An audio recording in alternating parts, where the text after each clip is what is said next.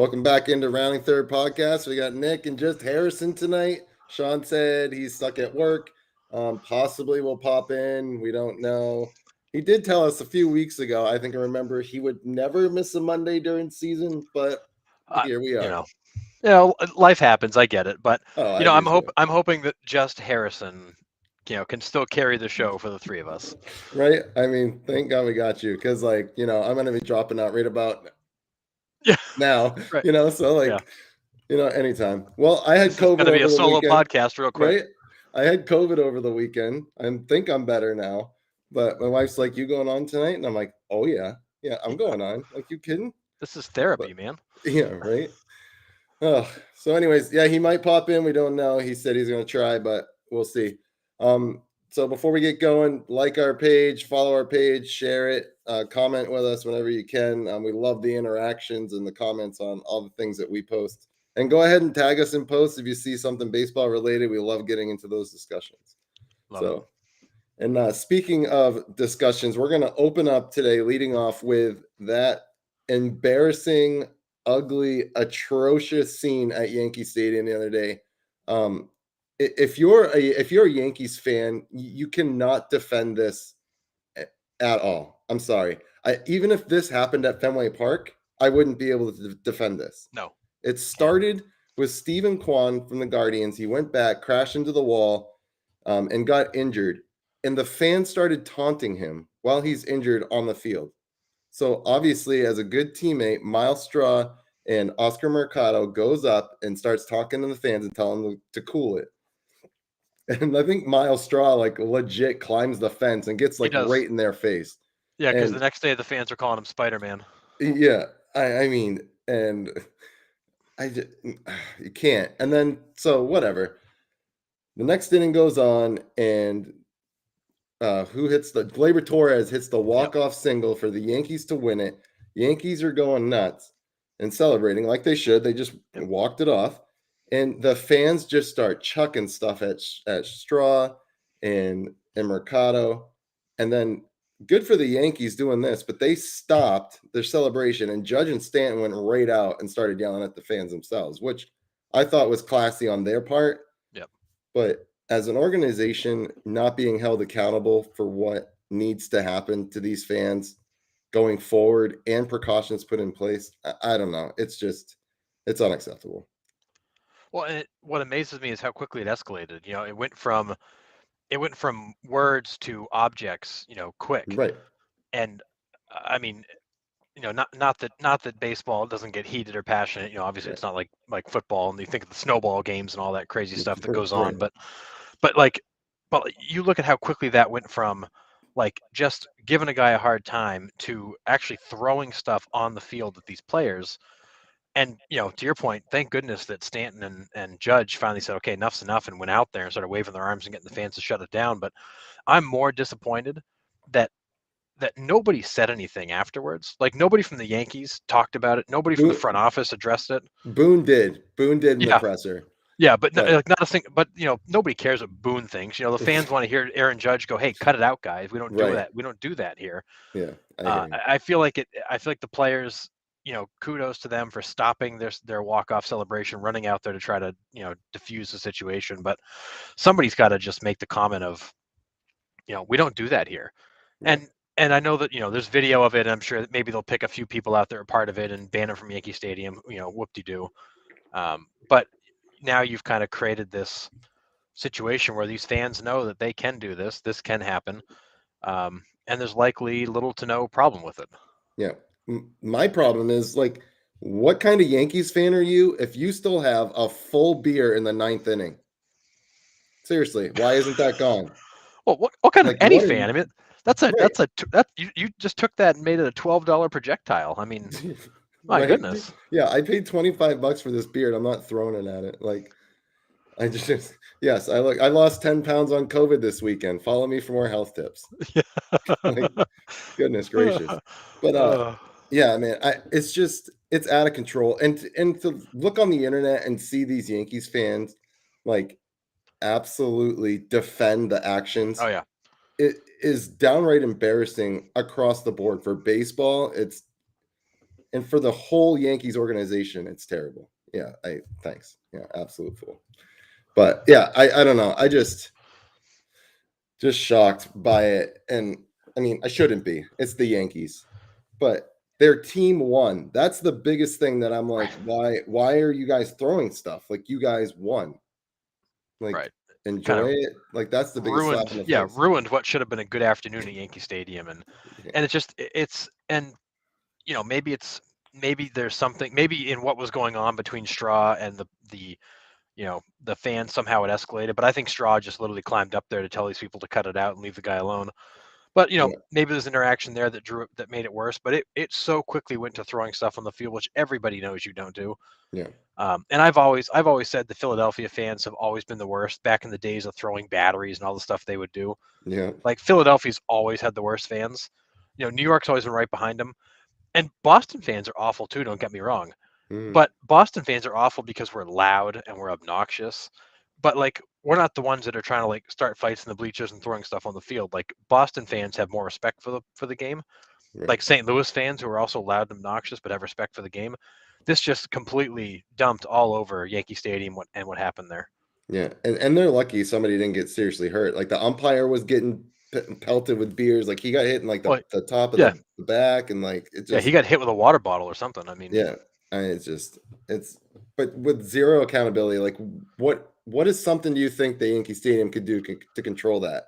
Like cut off alcohol sales sooner? Do you think they should beef up security and like aisles? Like what precautions can they take to prevent right, something like that happening again? right. And then so the next game, because of course the Guardians weren't done yet. They were still in town for one more game. They had basically beefed up security, and they had somebody at the end of every single aisle Yeah. in the outfield bleachers.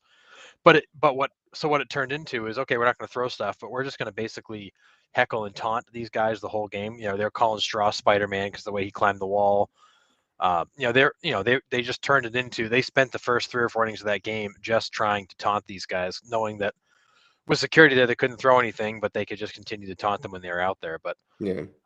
But it goes back to, like, I mean, even if you're a Yankees fan, is that fun to have your home crowd when you're so say you're Aaron Judge at the plate and your home crowd's busy calling the other team center fielder Spider-Man? Like, does that make you feel good at the plate? Like, Right.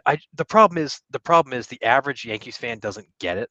They're there because they spent a lot and they want their experience the way they want it. But like, to the players, that's not a fun environment to play in. That's not helping them. That's not making it a good day at the ballpark. That's Right. not helping the team to victory. Literally just it's 30,000, 40,000 people just being annoying for Yeah. hours, and it doesn't help. Yeah. And like I said, like there's just no defense on the actions, and you can't say, "Well, he was saying this, so I decided to throw a beer at him." Like, no, Yeah, that's not how it works. Like you were taunting the injured player to begin with. It's not like the player got hurt and was taunting you from the ground while he's grabbing a right. knee. Like, I mean, I don't know. Um, Well, and all you folks sitting up in the bleachers drinking your beer, I mean, I can appreciate the fact that you want your team to win. You don't like the other team, but let's maybe show some respect to the guy who's on the field that you never got onto before, yeah. and show a little respect to the game and the player. Yeah. I mean, Nick makes a great point here. He's like, realistically, what can be done other than publicly shaming the individual over social media? Everyone wants their 15 minutes. Like, totally get that. But Totally. at the same time, there are cameras everywhere. They know exactly who threw what beer can, what item. Like, Yeah. all those guys are going to receive lifetime bans. Like, there's no ands, ifs, or buts about it. So, I mean, that's a step in the right direction, but it doesn't prevent it from happening again. Right. Like And I think to that point too, no, can you publicly shame these people and all that? Not really, but I go back to, if in the post game press conference, Aaron Judge and Stanton and somebody else goes up there and says, look, fans, we don't want that here. We want you guys here to support us. Taunting the other team, throwing stuff doesn't help. Like, if they just make that statement out to the fans of like, let's not be those fans. Let's be here for the team. Let's make this a place that's tough to play in but not dangerous. yeah, uh, I think you might get the attention of some of these fans who are like, all right, look, the players don't even appreciate that we're doing it. You want Aaron Judge to come back and sign a contract. Well, let's not be tools that drive him away. Right. Because that was, you could see it on his face when he was out there. Judge was horrified at what was going on. Right. I think No, Stanton was absolutely. there with him because he's just big, but Right. but But I think seriously, Judge genuinely cares. I mean, he's been a Yankee from minute one coming all the way up through. yeah. To him that this is home, and it's I think it hits him harder than a guy like Stanton who came from Miami and doesn't care about the Yankee Yeah. tradition. He's there for a contract to try to win. Yeah. I mean, I think you just take the guy right out of the ballpark, put him in like the old fashioned medieval stocks, then everybody pays $1 and they can throw a beer can at him. I mean, Yeah. or the players go out there like just, hey, Nate Eovaldi's gonna throw this beer can at your face. Good luck. It's like a dunk tank. Yeah, dude. Like Yeah. seriously. Yeah, But and Nick's totally yeah, right. It's he it's is. got to be somebody like a Judge that stands there and just kind of encourages the fans, or even some kind of chastise and encourage. We don't do that here. Don't do that. Hmm. We need you guys here to support us to make this a tough ballpark for the team to play in, but not an unsafe ballpark. And Yeah. you guys heckling this guy for 3 innings isn't helping us hit any better. It's not taking the pressure off us. It's not helping us win. See, You're a like distraction. right. And I don't have a problem necessarily with like heckling if it's done right, done Sure. correctly. Like there is a heckling in good taste, believe it or not, and then Oh, heckling to absolutely. be like, Well, yeah, calling somebody the N-word, like right. There's heckling Boston and then there's has. taunting. I think Right, taunting is where you absolutely. probably start to cross the line. Absolutely. And we know Boston has been known to cross that line Absolutely. numerous times. Numerous players have reported that. So, Yeah. um, I mean, you know, Boston fans are awful in their own right. We're yeah, loud, absolutely. obnoxious. We're not afraid to call it what it is. But at the same time, I can't remember a time where Fenway Park had stuff thrown on the field. Yeah. Like a Boston fan respects the game and understands it too well to do that. So yeah, I mean, just a horrific scene, but I mean, hopefully, we won't see anything like that for a while. But Yeah, I hope yeah, that doesn't come back. yeah, all set. So all right, we're gonna move on now to fifth inning, where we're gonna talk about last week's matchups and then next week's matchups. We'll start first with the Sox and Rays series. Um, this was actually the first series I watched from pitch one to the last pitch, all the way through. Um, I'm going to start with Garrett Whitlock's start here. Mm. His first major league start, and this kid was lights out. He had through the first two, he struck out he struck out 5 through the first two. Yep. I can't remember how many he ended with, but he had an incredible outing. Yeah, he was absolutely dominant. And the funny thing is, in that game, there were both sides were like that. It was an absolute pitcher's duel, old school pitcher's Yeah. duel.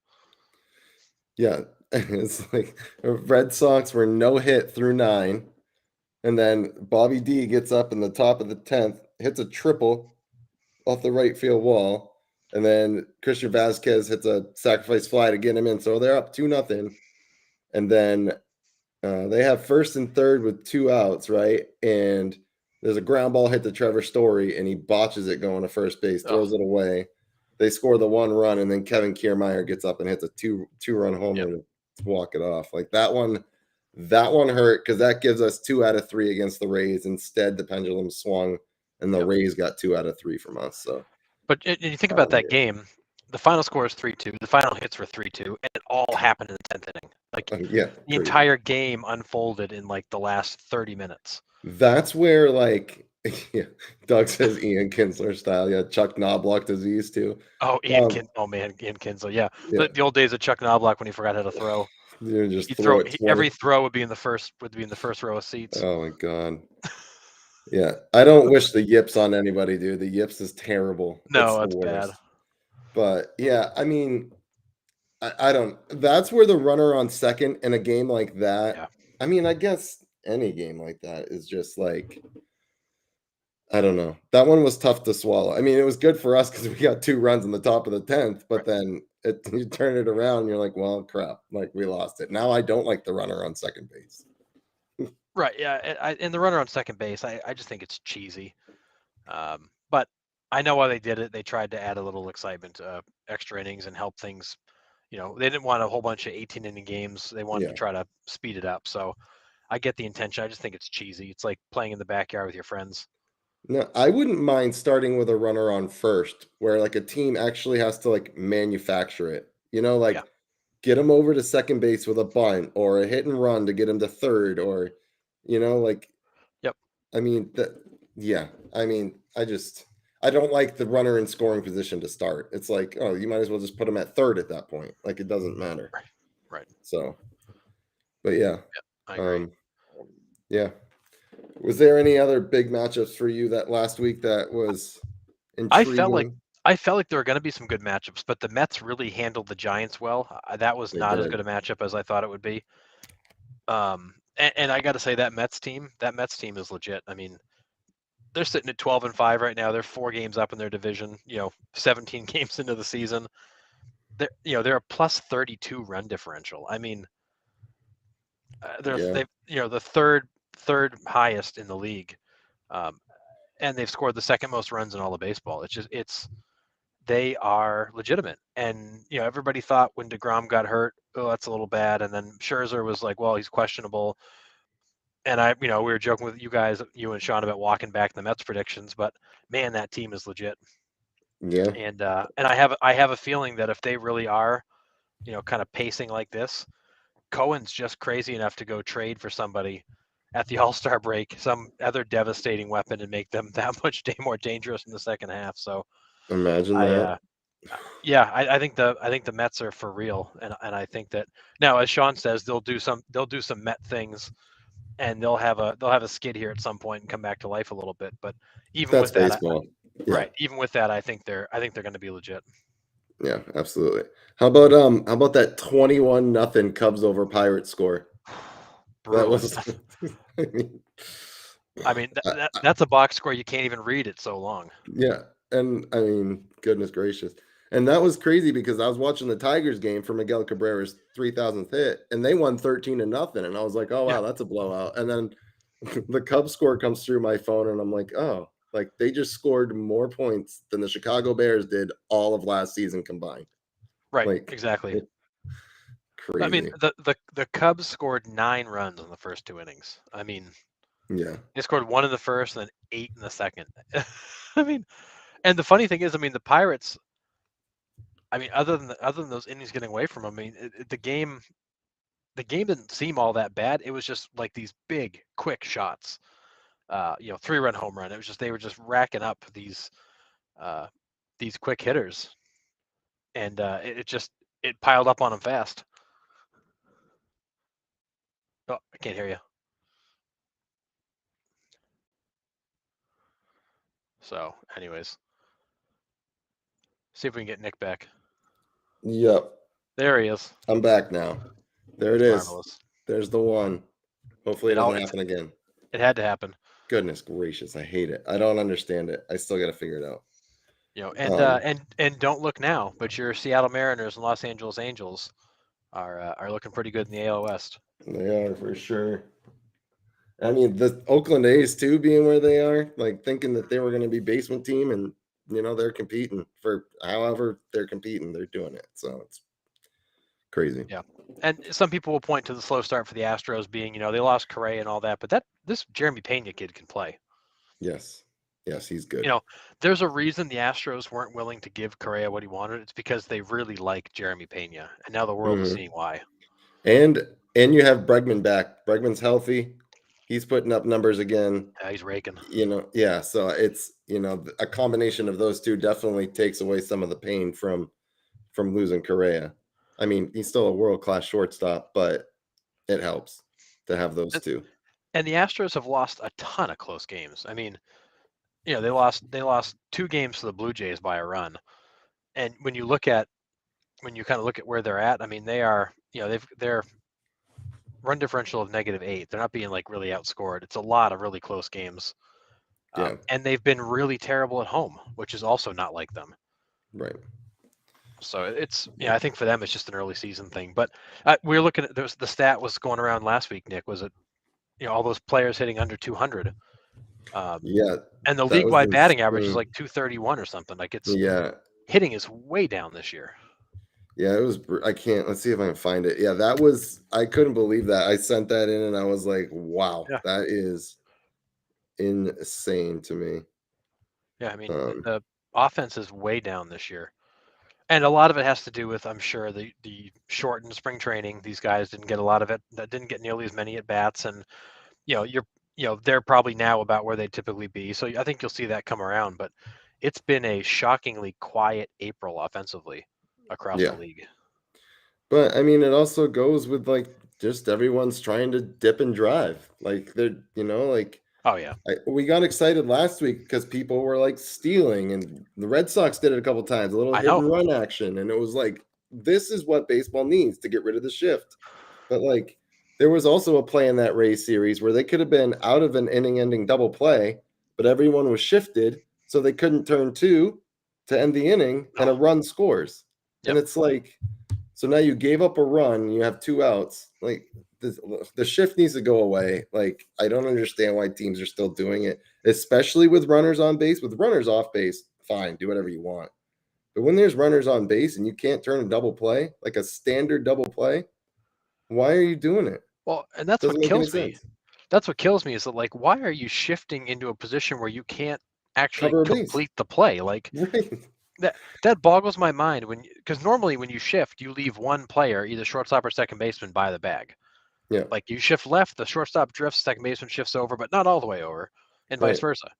But when your players are too far from the base to actually complete the play, whose idea was that shift? Like Yeah. that, I saw that and I'm like, you have to be kidding me. Not only are you in this weird shift, but now you've actually shifted players out of position to actually make the play you need them to make. Like Right. that design is terrible. Yeah. I don't understand it.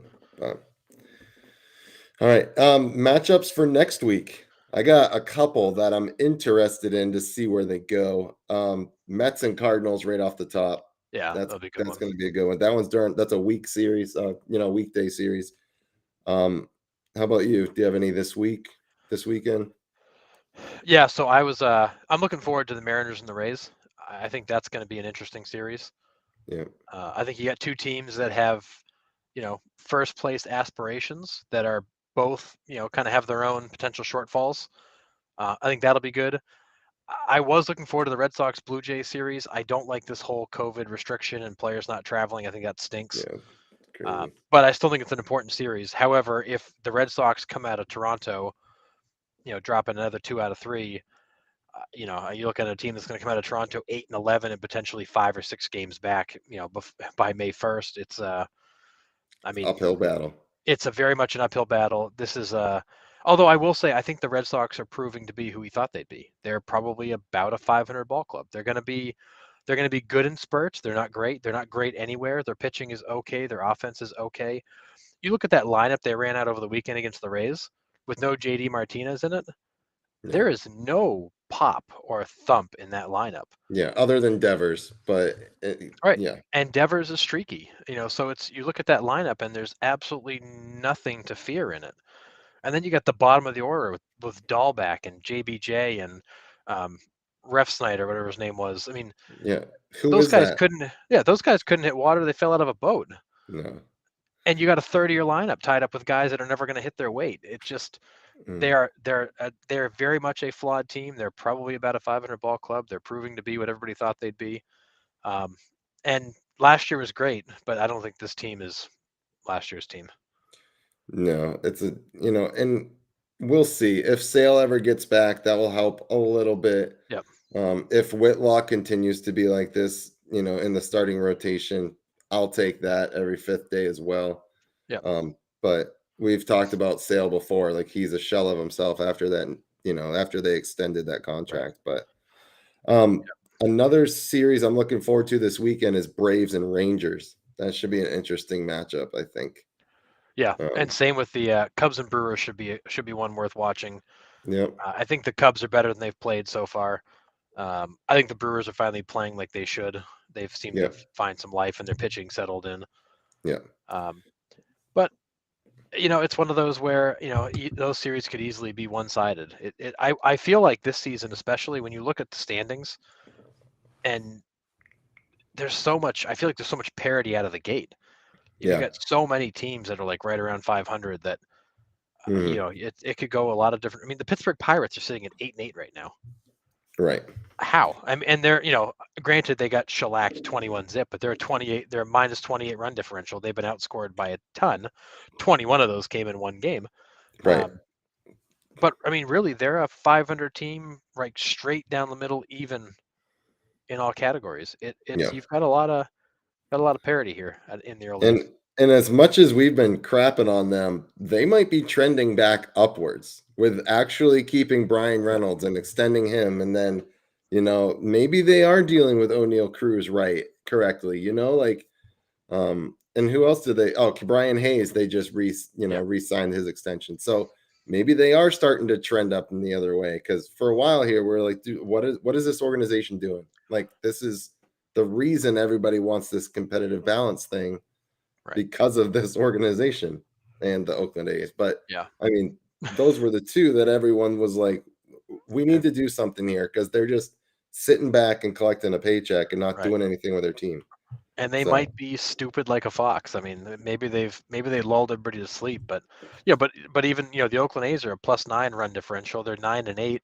yeah, They're right now they're right down the middle 500 team that we all basically buried yeah, as dead. I mean, they're a game ahead of the Houston Astros. Not that that's going to last, but you're a tenth of the way through the season, and yeah, you got some teams that are competing I didn't think would be there. Then you got a team like the Phillies who are 6-10 and are showing that they might be as bad as everybody feared they would be. yeah. Um, they it's a team that can't catch the ball at all. And watching their defense. I mean, Mm, watching that Bohm kid make 3 errors, watching their outfielders take bad routes to balls, and watching stuff drop in that shouldn't is just painful. Like they are defensively probably the worst you'll see. Their pitching is yeah, okay, but their pitching is actually made worse by the defense, and they can hit, but you right. can't win every game 9-8. No, They just no. they're. I mean, I didn't think they were going to be that good. I didn't pick them for the playoffs. They might be even worse than I thought, and I was not high on them. And yeah, I mean they can hit, but the pitching in the NL East is no joke. I No, mean that no, that Marlins pitching staff, you guys can laugh at me all you want. Those five starters for the Miami Marlins are disgusting. Every single one of them can come out and throw dominant outings. Alcantara, Sixto Sanchez, um, Eleazar Hernandez, like all those guys. Who else have they got? Rogers, I think, is over there. Um, they do. They have a great staff there in Miami. yeah, So you I got. mean, Well, then I love watching a guy like Jazz Chisholm hit. right. I mean, Jesus Luzardo, he came from the A's. oh yeah, Shocking. yeah, And like that guy deals too. And then you got to go and deal with the Mets pitching staff. And then, like the only free who you're only going to get to the Nationals. The Braves have a decent pitching staff too. So like, yeah, you guys can hit, but like, are you going to hit consistently off those four teams? Hell no, you're not. right. So You're like, just not. it's like you're the Washington Nationals right now, and you're lining up against Sandy Alcantara, who's 1-0 with a 1.86 ERA, 15 Ks so far this year. Then you're going to see Pablo Lopez, who's 2-0 with a .52 ERA and Dude, 17 Ks so far 0.52. this year. Lopez has been dealing, dude. Yeah, I mean, if you're the Nationals, you're going to the town going, really? It's a 500 team that's loaded with with these guys that throw Yeah, BBs. man. Well, Yeah. and part of me goes back to what was the real beef that caused Jeter to walk away? I don't Like know because the Marlins that have team is some. loaded with young talent. Mhm. They have stuff there, Loaded. and they're only a couple pieces away from being really competitive, but again, it's a tough division. The East is just a It really is. tough division, It is. And but then you got Rogers, who's had a tough start to the season, but might have some of the best stuff on the staff. yeah, Uh, and you got Hernandez, you got Sanchez. I mean, Hernandez is 1-1 with 15 Ks. yeah, And you got and Sixto Sanchez, who's not even on this lineup, who's probably got the filthiest stuff of all of them. and they all throw triple digits. I'm pretty Oh sure they God. all throw high 90s. It's insane. Oh yeah. I mean, if those guys can all stick with the program and stay healthy, the next few years that Marlins staff could be Mhm, legit. absolutely. But I mean, we'll see. But yeah, I think the Phillies aren't like everybody was really high on them. And and everybody was high on the Blue Jays, but the Blue Jays are going to be there. The Phillies are not. I don't Right. see the Phillies being there at the end. Um, No. I don't.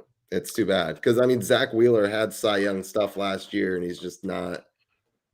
If he's only playing one every 5 days and not really getting the stats that he did last year, it's Well, just not going to work for the Phillies. and with that outfield, you're going to have to be like an elite pitcher to not give up runs.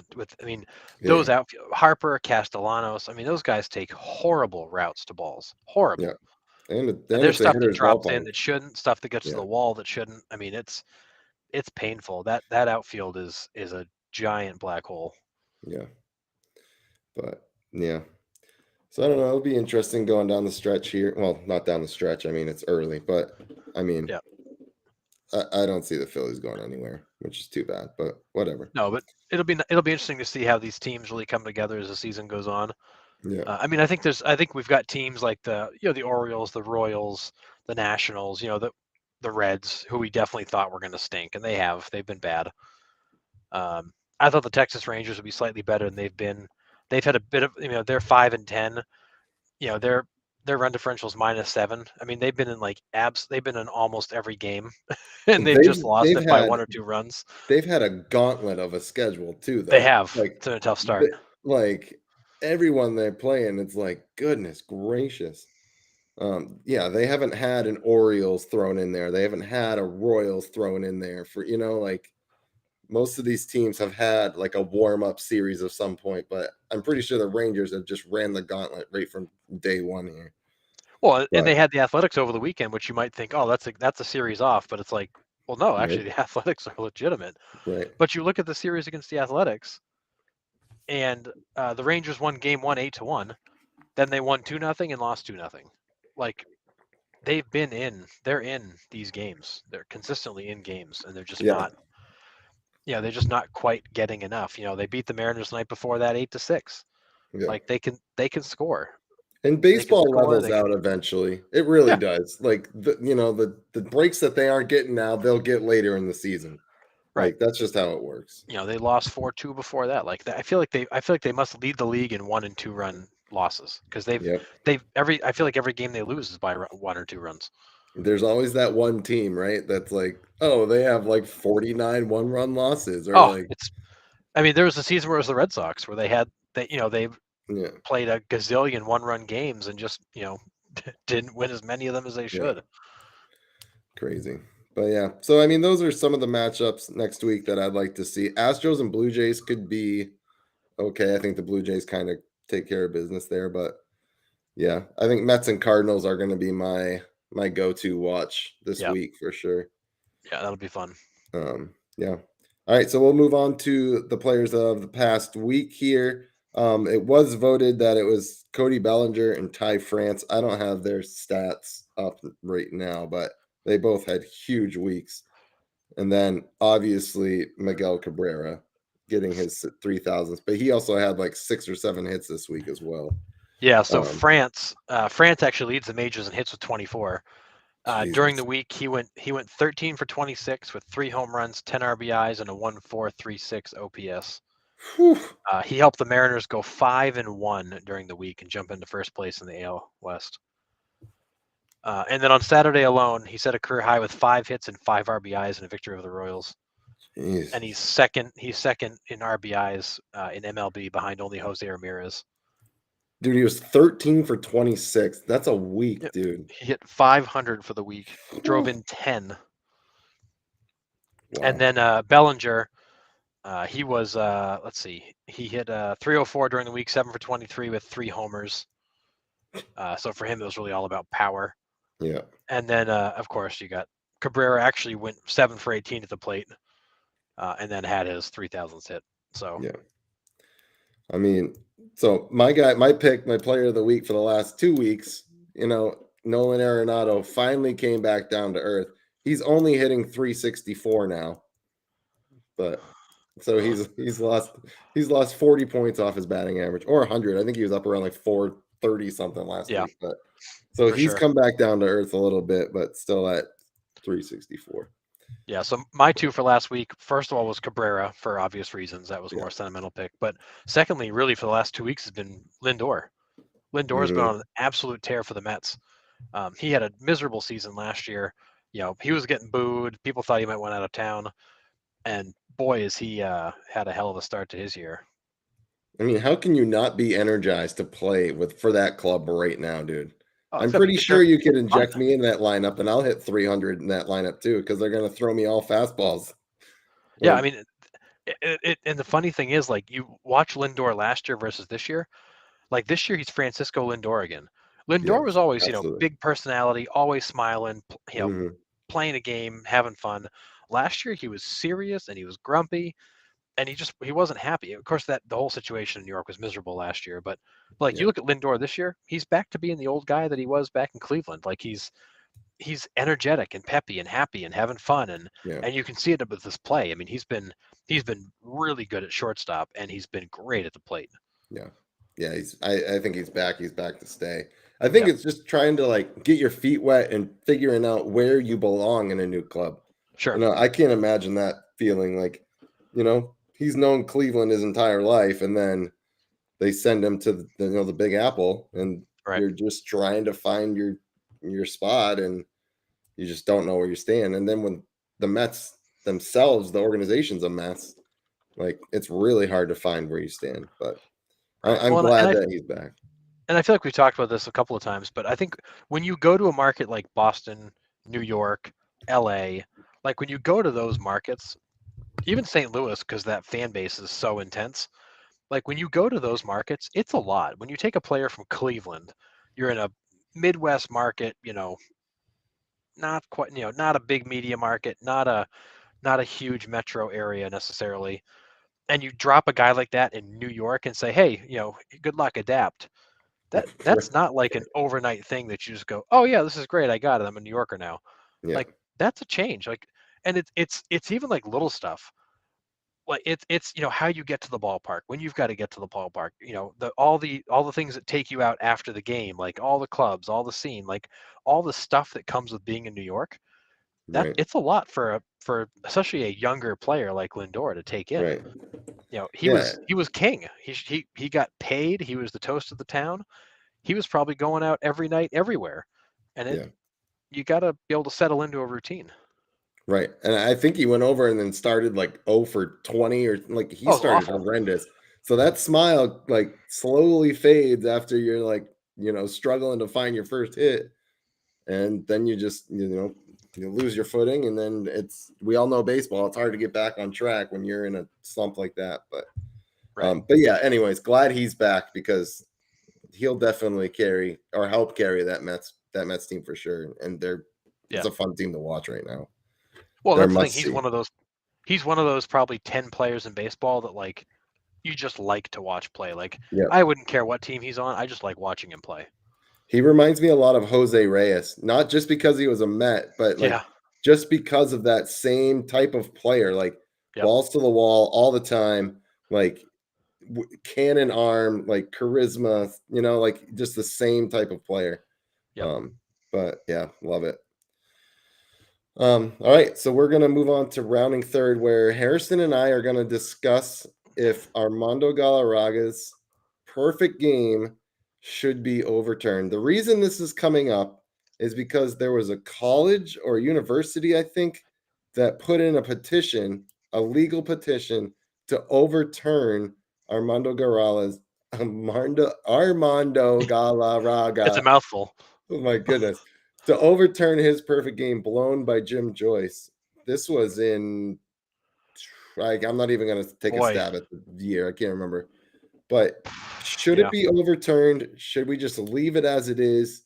What are your feelings on it, Harrison? Yeah. So as you're saying, we shared a picture with some of the backstory on the Facebook page, but this group wants to overturn it. I feel like, and this is as much as you like or don't like MLB, I feel like this is MLB's chance to be like, okay, we screwed up. We know we screwed up, and we've actually got a window here to fix it. Which I mean, honestly, they should have done it then, but MLB being MLB, they won't. So here Right. we are. I mean, I think it's the right thing to do to go back and fix this. I mean, we're talking about a perfect game. that got robbed on a blown call that everybody in the ballpark knew was wrong. Jim Joyce knew was wrong. The guy was in tears over. That was the last play of the game. It's not a play that happened in No, the third inning. This was exactly. the very last play of the game. Yeah.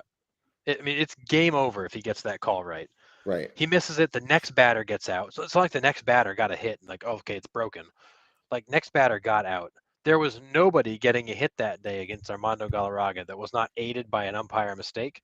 No. MLB absolutely should fix it. They should have fixed it then. But in the world we're in now with replay, it would have gotten fixed. Back then they didn't have that option, so it didn't get fixed. But I would love to see baseball finally right one of these wrongs and fix it. I agree. I mean, I also understand the other side of the argument. There's a lot of people that say it happened before the replay. We can't overturn it. It is what it is. Oh Like, yeah. I mean, I get that to an extent, but I mean, and like I just said, if this was a play that happened in the middle of the third inning, Right. and then no, like I'm not worried about it. This was the very last out of the game. Right. Like, I mean, they were practically celebrating it, and then he's like, you just see, and it's just like unreal. I think I would overturn this one.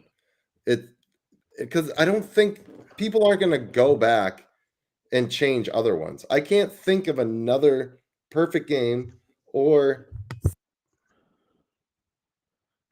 no hitter that was affected by an umpire blown call. I'm sure there's one out there, Oh, but sure. I can't think of one. You know No, what I mean? not one, not one that was so obviously a mistake that the umpire realized was a mistake that he was literally in tears about after the game because of the mistake. And the dangerous part in all this is that if you go back and open up the books and change things, then it becomes a runaway train. What else do you go and change? How many other things can you doctor? How much history can you rewrite? But nobody's saying to go back and open up all these things. People are saying go back and fix a mistake that everybody knew was a mistake when it happened.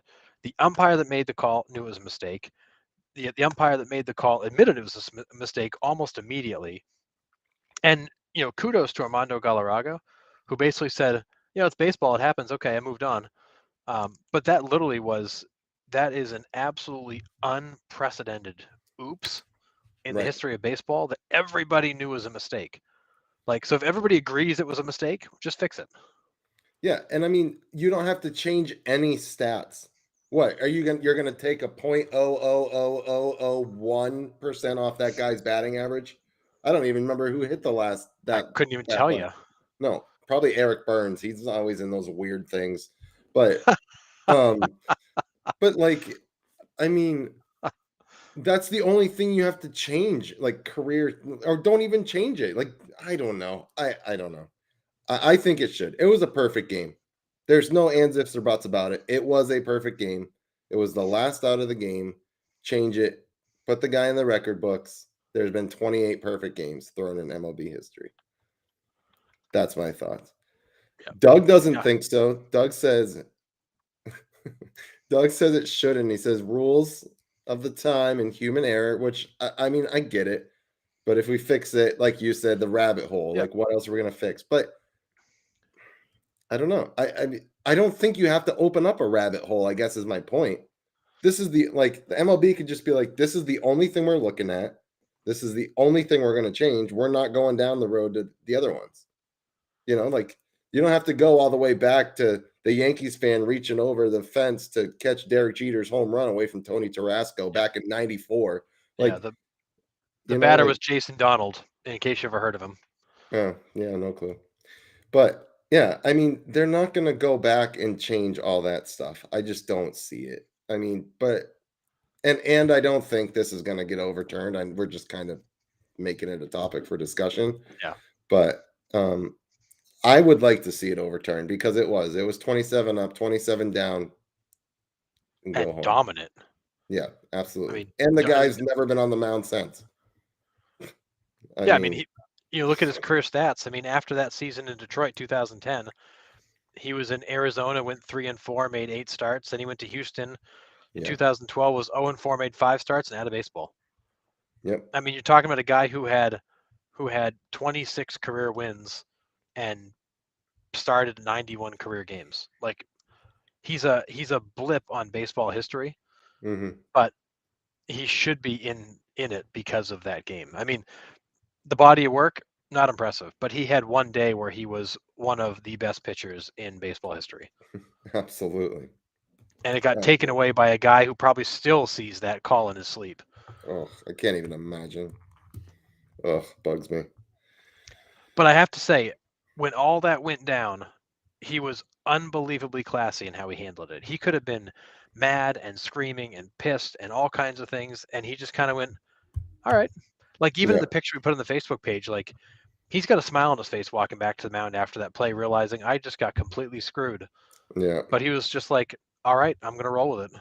I'll let the And next guy out. and to just show like other people too, what he did after that was hand out the lineup card to Jim Joyce behind the plate Yep. the next game. Like, I mean, he did. He handled it, which I think even makes me want to overturn it even more.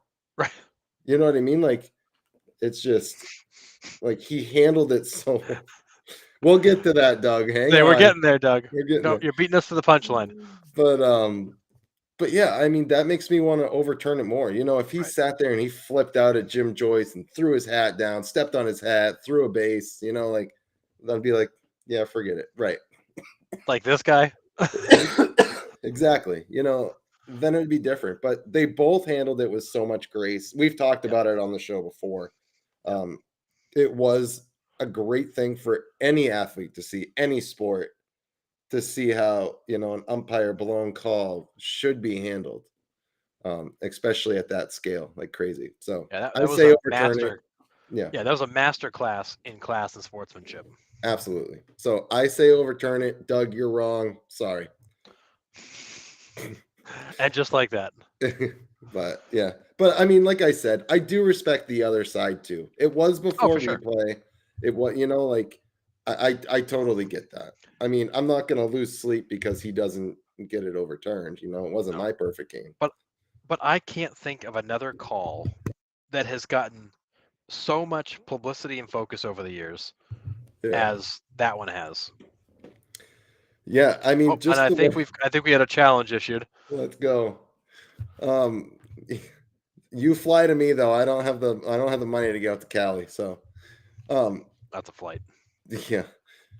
The only one I can think of that, I mean, like I just said, was that one with the Yankee Stadium guy held. This was the last time the Orioles, I think, were in the playoffs, or Wasn't the one of kid's them, name like Jeffrey May or something like that? something like that. Reached over like and pretty much put his cup in Tony Tarasco's glove, and they called it a home run, and it was clearly not. Tarasco had it all day.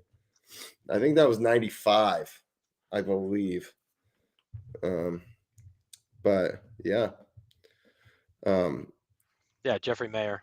But that was a playoff game. You can't go back and start changing playoff games. But that's for some reason that play is sticking in my mind about outcomes that could have been changed by replay or stuff like that. Washington, yeah, come out to my area. Let me know when you're here. Love to hang out. But nice. Yeah. So, but I think that MLB has had. I mean, they had a chance then. They've got another one now to fix an obvious mistake. It'd be nice for MLB just once to make it right. You know, I'm not asking them to reinstate Pete Rose or something crazy like that. You know, God forbid we did something like that, or let Barry Bonds in the Hall of Fame, and that would be nuts. But you know, can we at least fix this ridiculous situation? yeah, I'm with you. I think it should be overturned. But. All right, so we are going to head home here, and we got the two topics we're going to cover before we're out of here for the week. Miguel Cabrera.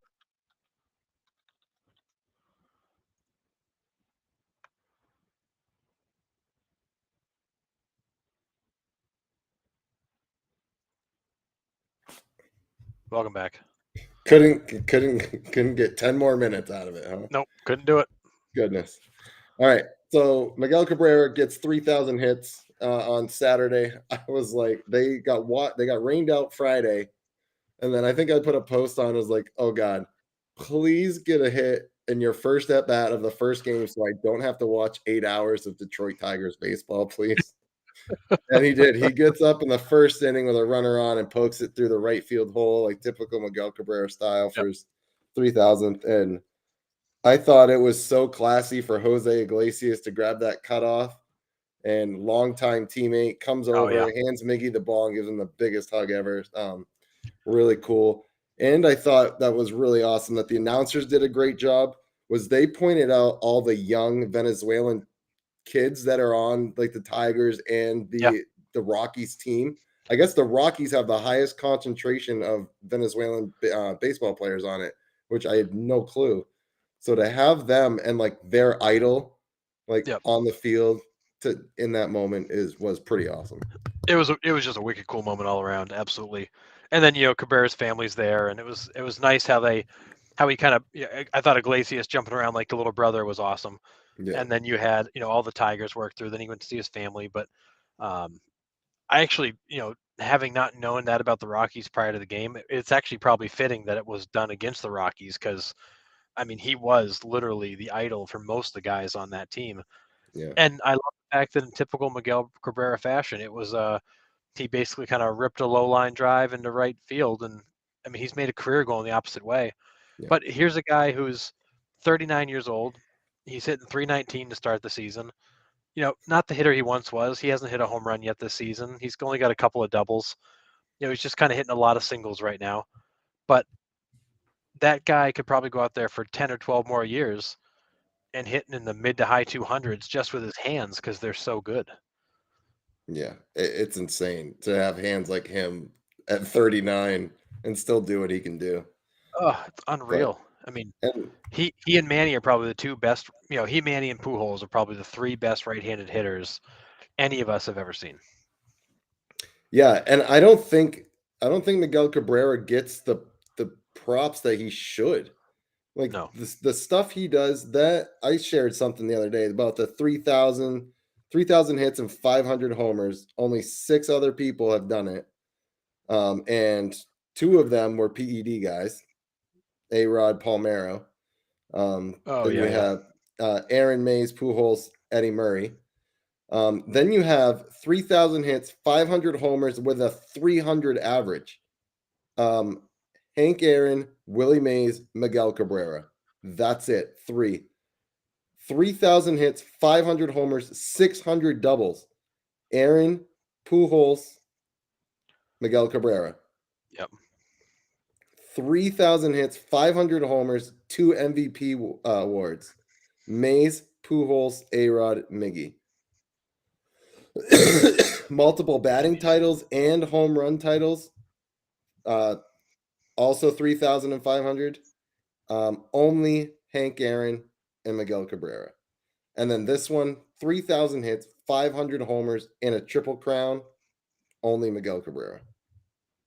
Well, and what's too bad is like you look at his stats, and how much better would they be if he wasn't on so many bad Tigers teams or so many bad Florida Marlins teams?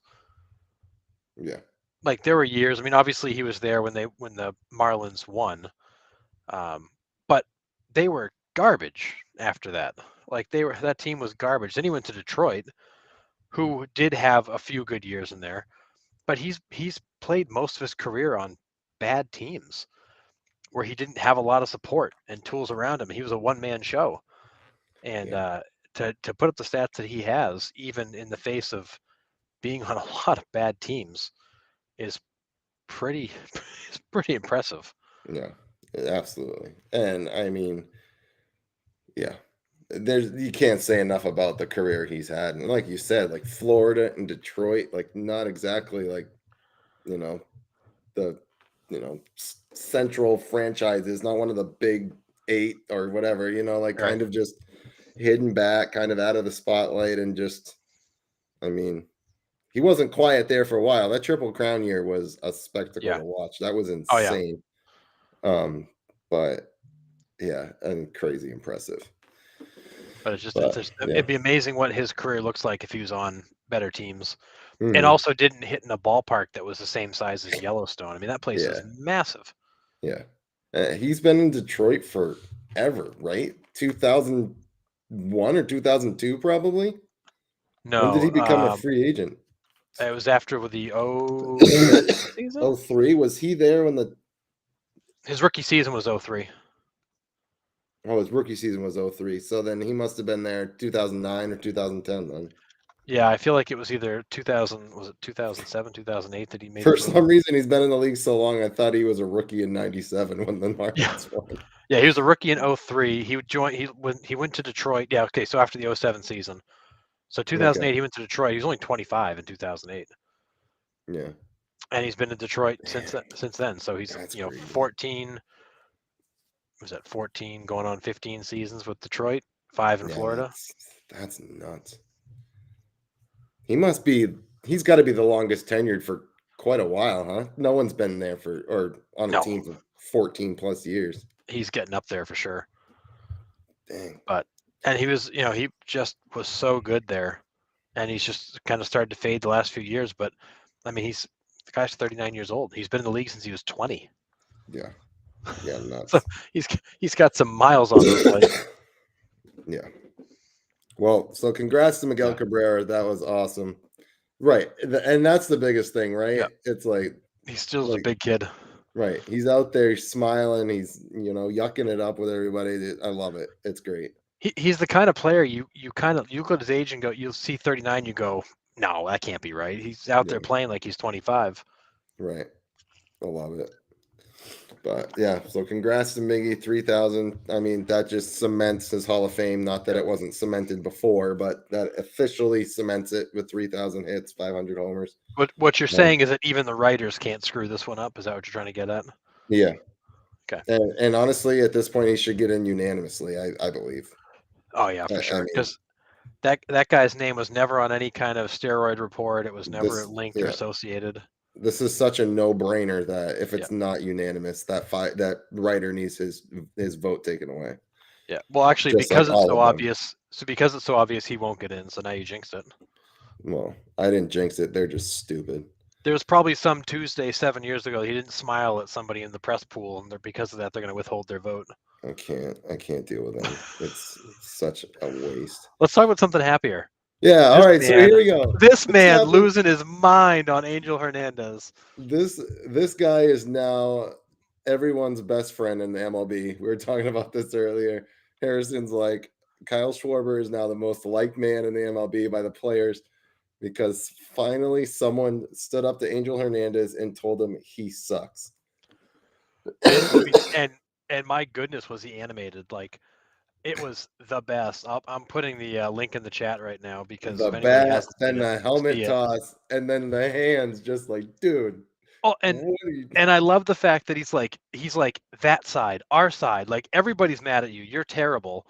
I feel like every single Major League Baseball player should just simply text Kyle Schwarber a thank you, because he spoke for the entire league last night when he lost his mind and basically told Angel Hernandez how bad he is, how both teams are mad at him. It was awesome. And granted, Schwarber's off to a terrible start, so it's probably a lot of pent-up frustration that kind of just came out at Angel Hernandez. But this guy, and you've got his scorecard, Nick, this guy is so bad. Like, historically, laughably bad. But he's still a major league umpire. That guy isn't qualified to umpire high school games, and he's a major league umpire. How? I don't know. It was a 1-0 game. I didn't realize it was a 1-0 game. Yeah, it was actually a good game. That's why he was so mad. But okay, his called strike accuracy 77%. That means out of the 100% of strikes thrown, he only called 77% of them correctly. So 11 of the 48 called strikes were actually balls. Yep. And that doesn't mention that, and that doesn't even count the the mistakes he made the other direction, because he's wildly inconsistent both ways. But yeah, but that way he was better. 5 out of 81 balls. Wait, 5 out of 81 called balls were true strikes. So there were 81 balls that he called, but 5 of those 81s were actually strikes that he called balls. Yeah, and then 11 strikes he called were actually balls. Yeah. Yeah. And then the impactful missed calls, bottom of the ninth, Hader to Schwarber, 1 out, bases empty, 3-2 count. Would have put him on first for the tying run. Bottom of the fifth to Segura, so another Phillies, 1 out, bases loaded, called a strike. Then bottom of the fifth again to the Phillies. No outs, runners on first and second. 1-0 count, strike was called a ball, so I was the other way. So he was just all over the place, but and he always has been. Like, that's the frustrating part. Like, this is not new. This is not like a new pattern. His whole career has been like this. his overall accuracy was 88%, which, I mean, I don't know. You're a professional umpire, for crying out loud. He called 113 of his 129 pitches correctly, so he missed 16 pitches throughout the game. I mean, Yeah. And the thing is, like, I'm sure on the average, like, he's probably okay, but you're telling me you can't find somebody who's better than okay? Like, this guy has screwed up calls in regular season games, playoff games. He's screwed up calls at third base, second base, first base, behind the plate. The players don't like him behind the plate. The pitchers don't like him behind the plate. You know, then you got the other side of it, a guy like Joe West, who when he retired, like, players were sad to see him go. A guy like Angel Right. Hernandez, people are going to run out of, players are going to applaud and help him pack his stuff yeah. to get him off the field because he's just so wildly inconsistent. Angel And Hernandez that was Schwarber's whole point. You've been so Yeah. bad for both of us all night. That's why Right. this is a one-run game. You've given us no chance to actually hit. Right. Angel Hernandez has missed over 2,600 balls and strike calls in the last 7 years. And oh, how I wish I was kidding. That was on Twitter. Oh, I God. just like, whew. It's insane. And then, yeah, I don't know. There's plenty of umpires out there that can be better than that and more consistent. And that's not even counting the safe and out calls that he misses. Like, thank God we have replay now. But like I know. before that, how many of those calls did he miss? He had to have missed them, a million of them. And that's what's scary is like this trend has been ongoing forever. We've only really been tracking it closely for, you know, so many years, but he's frustrating to both sides. Nobody will argue that. He's difficult when he's behind the plate. And the sad part is like, you know what you're going to get, and yet MLB has never dealt with it. Like, there has to be somebody better than him. Yeah. I think I posted a status today. It was like he's single-handedly going to force the MLB to use an automated strike zone. Right. Like, it's pretty brutal. But I mean, it's just more of the same, and that's the hard part. Like, again, MLB has an obvious problem and doesn't address it. They just let this continue on. yeah. So a guy like Schwarber goes absolutely ballistic last night. It gets great headlines, but makes the game look stupid. Yeah. Because this guy literally is arguing what everybody feels, which is this umpire sucks, and you guys have left him on the field for year after year after year. Yeah. When he's consistently graded towards the bottom, he's consistently, you know, they've taken postseason assignments away from him and all that stuff, but he doesn't care. Like, he clearly doesn't care. He's still out there doing his thing. Right. I just wish that it was to end the game because he would have thrown Schwarber out for nothing. Like, yeah, right. You know, like the bottom of the ninth, 2 outs, rings him up, strikes free for the 3rd out, and he just turns around and tosses him. Like, that would have been like typical Angel Hernandez. It's like, dude, you can't toss me. The game's already over. Like, yeah. But yeah, I don't know. I mean, there's got to be a AAA ump or even a alternate ump that is better than Angel Hernandez. And we've been talking about this guy for years. This is not a 1 or 2 time thing. Like, this guy is consistently horrendous. Yeah, you got a great point. Yeah. And they overturned him like crazy. He's just so bad. And here's an interesting one for you. So last night, Angel Hernandez missed a pitch or called a strike on a pitch that missed the box by a season high for any umpire. It missed the strike zone by 6.47 inches. It's bad. It's high, right? High enough. Yeah. The thing was 6.5 inches off the plate, and he called it a strike. Yeah. there's one up in the zone that, no joke, was probably about neck high. And then, yeah, that's 6 inches off the inside was called. And then I have one that's probably 4 or 5 on the outside corner. That's like, I mean, he's white line to white line, batter box to batter's box. Yeah, I mean, six It's and a half bad. inches off the plate, and he called it a strike. Like, and granted, nobody understands how hard it is being a home plate umpire because you're looking at a ball coming 90 plus miles per hour over the shoulder of a catcher who's constantly moving with a batter that's moving. Like, it's not an easy job. That you But don't have these an automated strike zone to see when the ball Right. goes through. It's Like not like you can see everybody if it can't kind of pass through the box or not. You know, right. that box for us at home, it's easy to second guess them because we can see Like, the dude, damn you box. But suck. Yeah, like, that's a hard job. But for sure. how is it that everybody else is doing it better than him? Yeah. He's I, consistently the worst. so I went to a Fort Myers Miracles game, like, I don't know, this was 7 or 8 years ago, and there was a guy with a clipboard down in front of me, and I go, "Hey, like, just for, shits and giggles, can I ask, like, who you're scouting?" And he goes, "Yeah." He's like, "I'm scouting the umpire." And I go, "What?" He goes, "Yeah, we, like, scout umpires." And I had never, like, I've played baseball my entire life.